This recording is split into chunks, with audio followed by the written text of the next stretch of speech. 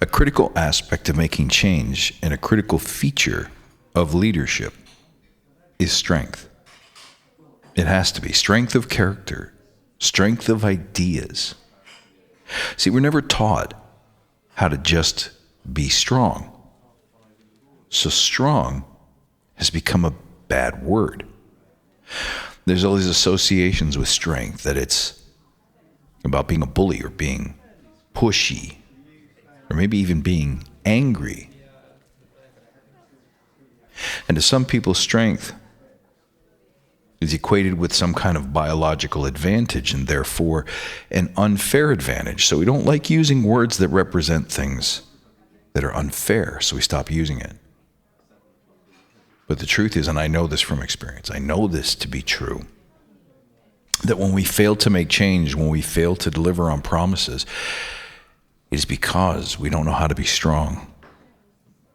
See, strength means the ability to manage and control the thoughts and emotions that launch in your head in response to the actions around you or words, injurious words, negative events. It means the ability to stay centered and unswayed. It does mean resolve and grit to persist through tough times. It means internal certainty. So everything that I practice and everything that I teach has an element of finding strength to it. And there's no MBA, there's no certification that can teach it to you. And I'm reminded of this when I was listening to some podcast. It was the Lewis Howes School of Greatness, and he was interviewing someone who used to be, I want to say, a CIA special agent. And she was remembering her early days in the police force, and she was running in New York City at a time when people weren't terribly friendly towards the police and didn't really respect them in a way that they did after, for example, 9/11. And she recalls being spit at and yelled at and taunted.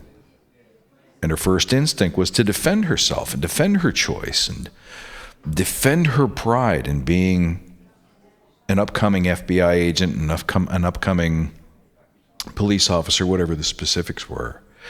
And someone stopped her and said, "What are you doing? Why are you engaging and throwing back barbs at someone who doesn't understand you or doesn't appreciate you?" Strong people don't need to do that. And that saying stuck with me, that there are things that we do because we feel that if we don't do them, we're not valid, or we need to feel ashamed. So when we feel offended, when we feel shamed because, let's say, of some criticism that someone's leveled against us, some sense of inadequacy that comes from being a leader and having people just disagree with you. In this space we work in, it's highly polarized. There are people who believe that Agile isn't a thing. There are people who believe that Agile must be done a certain way, and maybe that's not your way. So we lash back with this highly angry and defensive sense. So we feel that we need to lash back when we've been shamed, when we've been offended, when someone challenges our way of thinking, our way of doing. And we start writing these zingers, right? We start going onto Facebook and thinking up the comments and the responses that we're going to sling back at our enemies on LinkedIn and teach them, hey, let me show you how much I know. Let me show you how smart I am. Let me show you how wrong you are. How much time does that cost you? How much energy does that cost you? Negative energy that you shouldn't want to own in the first place. See, strong people don't need to do that. Let others feel what they feel, believe what they believe. It's really none of our business, and that's one of the cornerstones or fundamentals of strength. How many times have we criticized other people and their beliefs out of nowhere just in order to feel safe, to feel strong, to feel big, to feel certain, to feel right? Strong people don't need to do that. When we hate on the ideas of others, I mean, we don't just volley back with rational dialogue, with logical argument, but we allow ourselves to get emotional and attack the character, attack the person, attack the vessel, attack the owner of the idea, the messenger. What causes that? Look deeply and think about how you got there. What is it about somebody's conflicting or contrary or new idea that makes you so angry, so insecure, that you would feel the need to attack their person, their personality, their humanity? Strong people don't need to do that. But you know what? It's not just about reaction to criticism or opposing ideas. It is the extent to which, for example, we seek approval or attention from other people. We draw attention to ourselves by talking more about ourselves than we listen, by showboating, making ourselves the star of the show, putting our bio first in the slide deck. Always feeling like we must render our opinion and say, here's what I think. Here's what I would do. Here's my counsel. Here's my coaching. Even if you weren't asked for it. That kind of attention seeking and approval seeking. Are you even aware when you do it that you're looking for attention?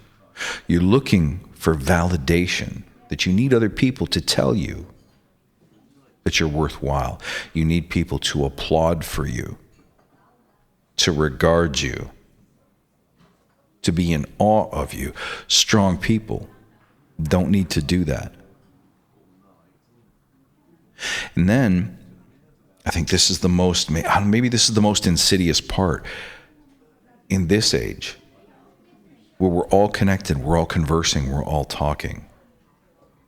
I'm noticing that we're not acting as agents for change, truly, because we're constantly apologizing for who we are.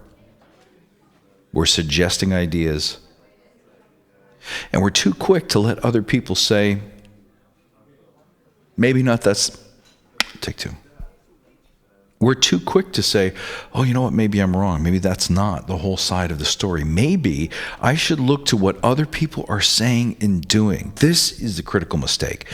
When we are seeking truth from the center line, by going out to what's being said on social media, what's being said by the major vendors of Agile and its certifications, when we look to those people to form opinions on how to lead, on how to be courageous, the very things that the industry tells us are required, real mindset change, real leadership buy-in, real understanding, the bridging of the old and the new, the bridging of the old guard,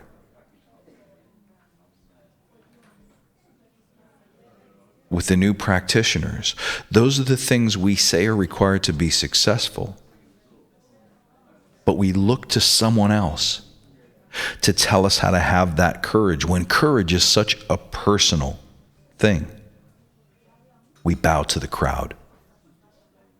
We absorb and accept, and then mirror back the median of the public opinion. We are no longer brave. We are no longer certain. We will not put ourselves in harm's way to speak our truth, to run counter to the popular opinion, to say what must be said because we know it's right. Not because we're told it's acceptable. To create real art with our words, with our care and concern for our fellow human beings. We run from our own truth.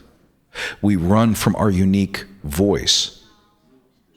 And we fall back to whatever everyone else is saying. We let go, we surrender so that we can be comfortable.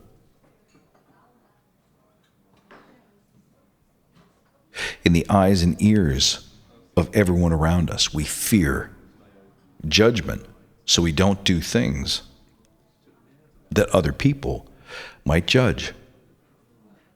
Strong people don't need to do that. Thank you, my friends.